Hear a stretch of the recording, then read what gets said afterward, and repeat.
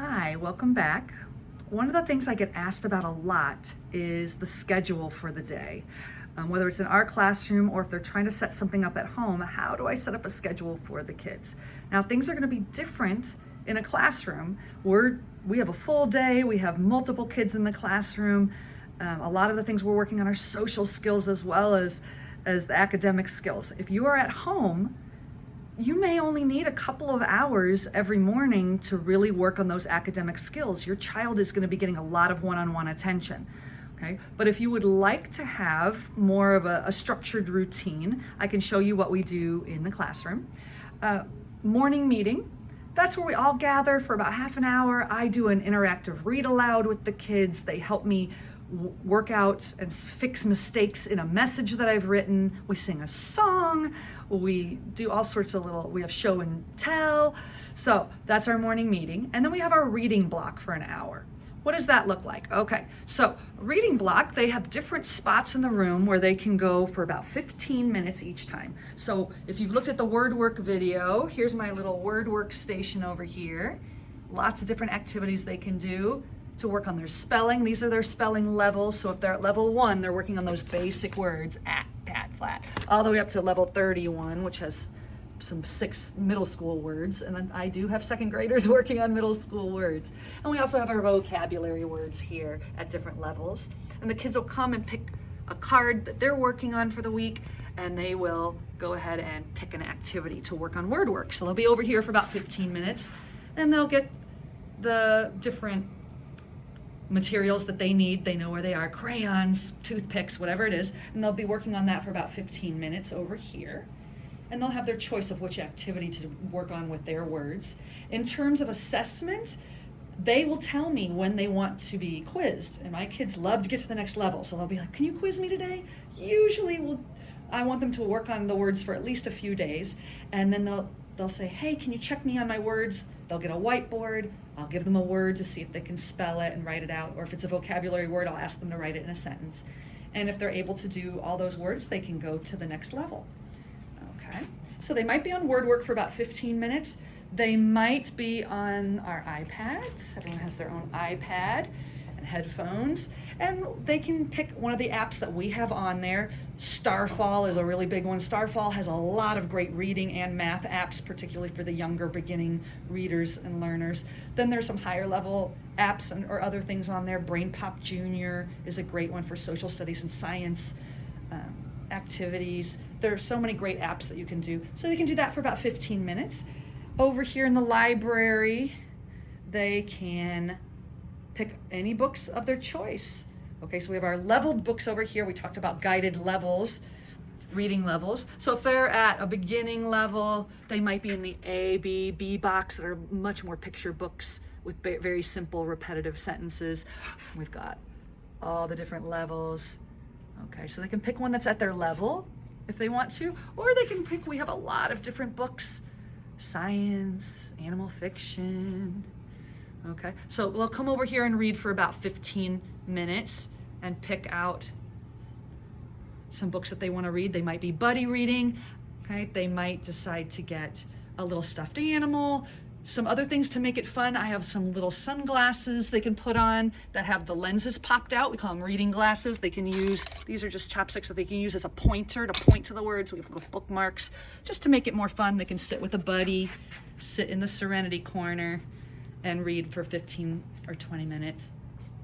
And then I have them also come over to the rug with me, and I'm pulling students, and we'll sit together and read, and that's where I'm practicing reading with them to do certain skills. So we might be working on letters and letter sounds for beginning readers, we might be working on higher level chapter books and certain genres and answering comprehension questions and working on vocabulary together. So that's what we do during that hour for reading. Then we stop, we have a snack. Actually, we do handwriting for about 10 minutes, and the kids love to do handwriting and working their way up to cursive. So we'll do that for about 10 minutes. Then we'll have snack at 10:15, and then we'll go out for our first recess, which is 45 minutes. Go out and just have fun and play and build things, rocks and leaves and dirt and climbing trees. It's a lot of fun.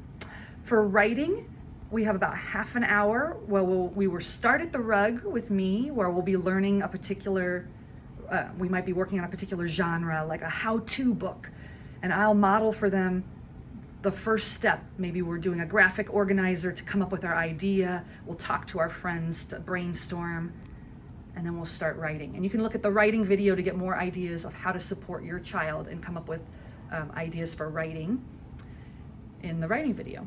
Then we have lunch together. And then for math, it's very similar to reading, where we have an hour block, but the kids are working in different areas. So again, if they're over here, for about 15 minutes, they'll be working on rocket math, and they will pick out their level. So if they're working on addition and they're at the very beginning, it'll be 3 + 1, and they can use their dry erase markers and try to practice those skills. And if they'd like to be timed, okay, my kindergartners, I give them 3 minutes to do one of the pages. First graders get 2 minutes and second graders get 1 minute to practice getting faster and faster. Why do they need to memorize these facts? It's just, oh no, it's gonna stress them out. They don't like to memorize. Guys, it's so important, because as they're getting into first and second grade, they're gonna be doing multi-digit addition and subtraction.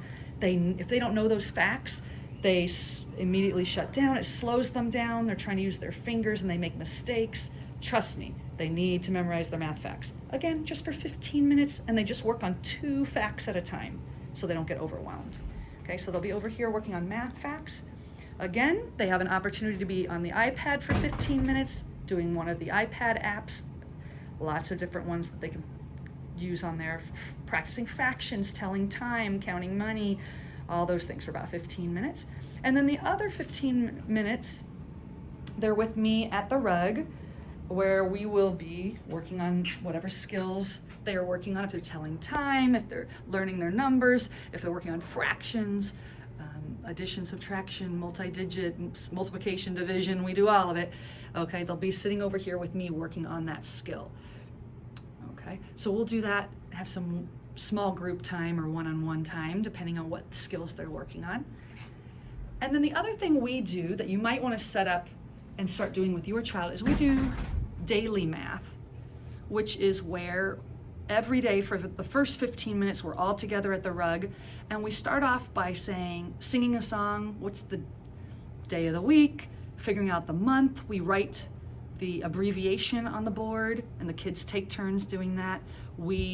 For every day that we're in school, we'll put 1 straw, make it a single straw, and we'll put it right here with the ones until we get 10 of them, and then we make them into a bunch of 10, and we put that in the tens. So starting to get an understanding of ones, tens, hundreds. Then we come to the piggy bank. If we've got so the first day of school, we've got 1 straw, we'll get 1 penny. It's worth 1 cent. Okay, once we get 5 pennies, we get to make an exchange and get a nickel. So it's practicing money skills, it's practicing number sense and understanding numbers, it's practicing the days of the week. It's fun, we sing songs. So I have a video as well that'll walk you through our math routine if you want to practice that as well and start to get into that routine. And when they're doing it every day, it becomes just part of they start to understand it more and they get really good at it. We also do tally marks. We'll make 1 tally mark for the first day of school, 2, 3, 4, shut the door to make 5. Okay, so that's our math routine every day.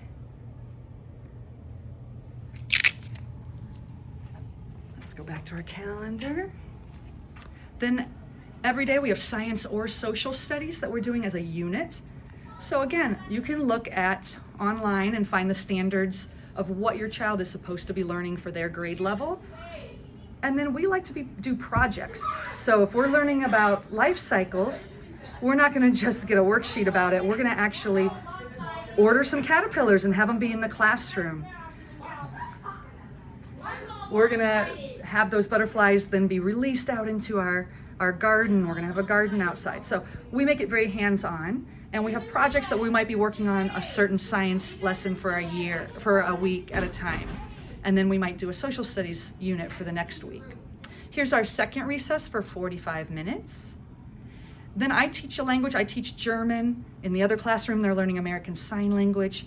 So we have a little routine that we do. Here's my German board right here, and we sing a little song, Sonntag, Montag. If you'd like to see the German video, I can put that up there as well with our German routine. And then the kids take turns. If it's their turn to put up the day of the week, if it's Montag, heute ist Montag, today is Monday, they'll put it right here. They ask each other the questions to build up their vocabulary, to build up their conversation skills, comprehension skills. We do the numbers, we do the alphabet. So we do language, and then I'll have a certain thing we're working on that week, like the colors or animals, and we'll play games and do things to learn those as well. So language. Then we have specials, music or art, also drama. And again, we will have different lessons. A lot of times it ties in with our social studies lessons. So if we're learning about Africa, we might be doing an art project with African artists and trying to emulate some sort of African art, or learning music that is from Africa, so it all connects. We have another snack, and then we do yoga and have a calm down at the end of the day where we share our favorite part of the day with each other as our final circle time. So that's our schedule during the day, and it might give you some ideas of how to structure certain parts of your day. Again, if you're working with a child one-on-one, they're going to be able to do their academic piece within a couple of hours every morning. So you could do that in the morning and then have your afternoons to do activities, a field trip, get out into the park. I know a lot of things are closed right now, but there are so many creative ways to spend time together. All right, so hopefully that gives you an idea of our schedule.